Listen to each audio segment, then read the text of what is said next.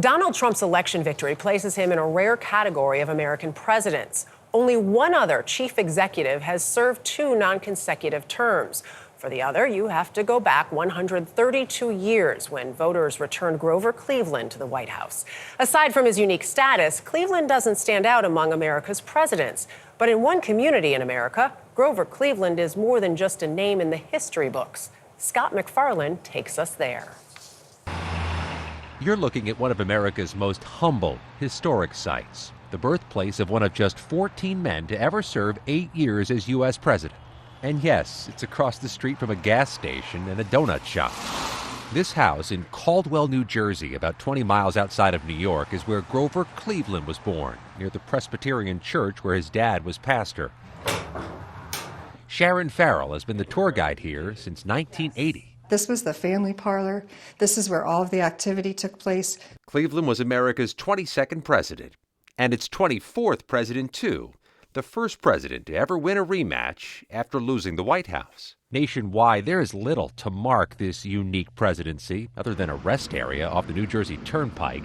Caldwell also has the Grover Cleveland Apartments and Grover Cleveland Park, Middle School, even this parking spot. But Cleveland is beloved here in Caldwell, including by Carlos Pomares, who says 130 years later, Cleveland was his inspiration to run for the local county commission. Sure did. How could you not be inspired? The guy had this meteoric rise in a matter of 4 years based on just being a hard worker, honest, brutally honest at times, and being one who just stuck to his beliefs. You think he was principled?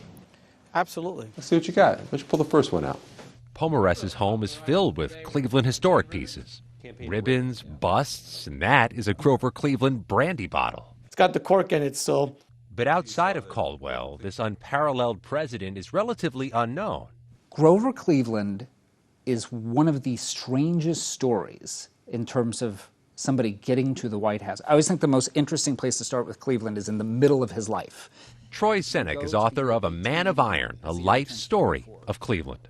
If you go to the year 1881, that's the year he turns 44, and you found Grover Cleveland, you would find a boring, balding, unmarried, work-a-day lawyer in Buffalo, living in a little apartment above his law practice.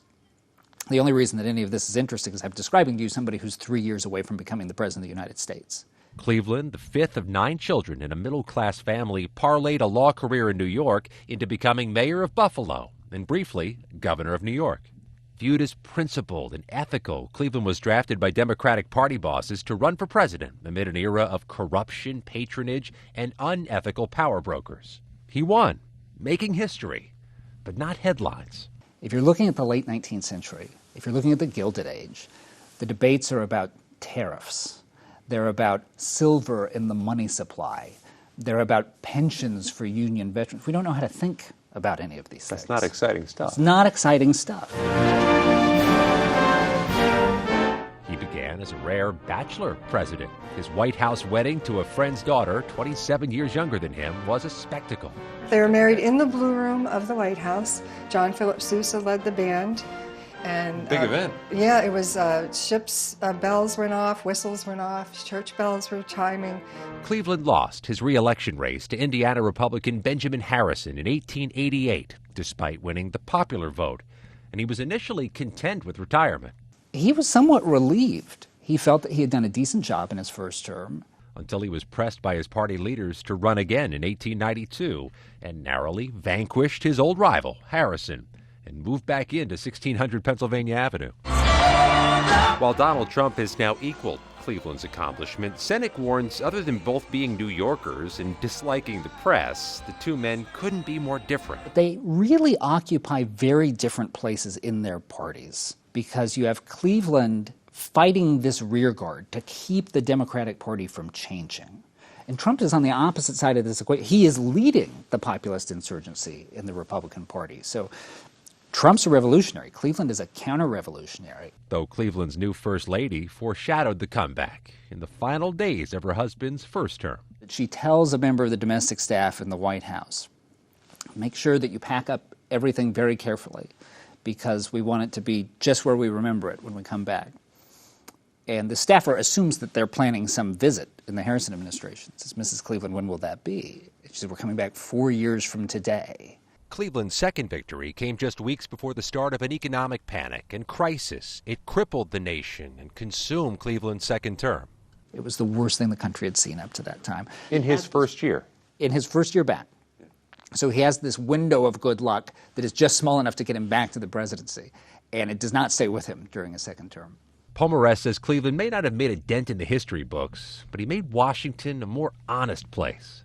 Why does nobody else talk about him? Because he wasn't flashy.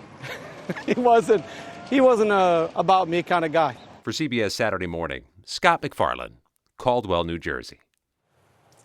You know, I live not far from there. A lot of times I go right by. But it was so interesting about Grover Cleveland. You know, his real name was Stephen. He was a teacher. He was a distant cousin of the guy who Cleveland, Ohio is named after. But, you know, there was a bit of a scandal about him, too, and whether or not he fathered an illegitimate child. And, you know, that's something I can relate to.